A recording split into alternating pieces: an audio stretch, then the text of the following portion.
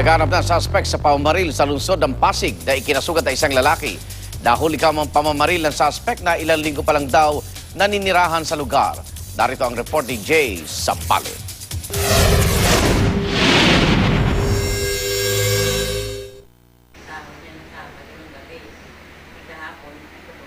Sa kuha ng CCTV ng Barangay Kanyogan, Pasig, makikita ang 4 na lalaking nakatambay sa kalye.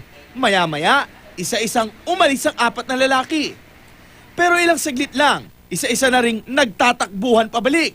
Ang unang tumakbo pabalik, paika-ika na at pumasok si Sergeant Bernardo. Kaya pala, hinahabol na sila ng isang lalaking may baril. Pinaputukan pa nga sila nito nang matapat sa kanto ng Sergeant Bernardo.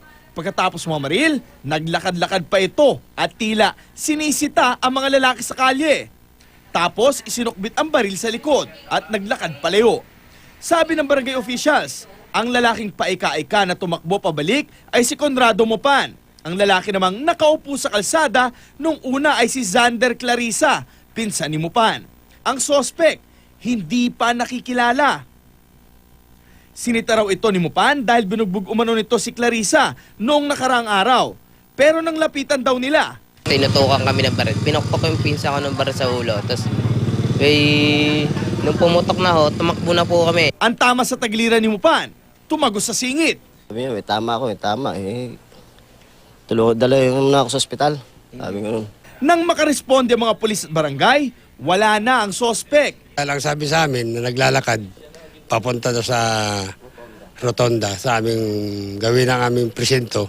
Pero wala po kami na pansin na ganong identification ng tao. Kaya maaari po siguro nakasakay ng jeep.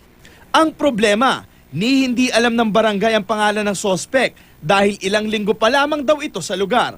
Na-recover sa crime scene ang 2 empty shells at 3 di pumutok na bala ng caliber 45. Para sa unang balita, Jay Sabale, reporting.